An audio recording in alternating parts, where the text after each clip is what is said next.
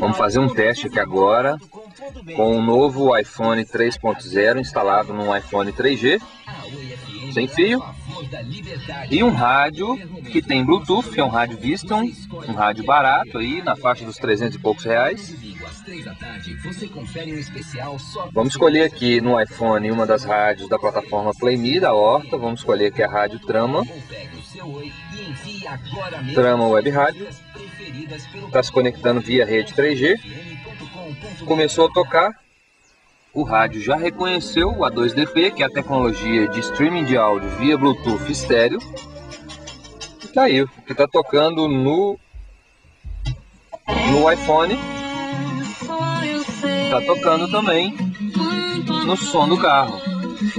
Ou seja, estamos aí sem fio, via Bluetooth e rede 3G, ouvindo o som do carro, a web rádio.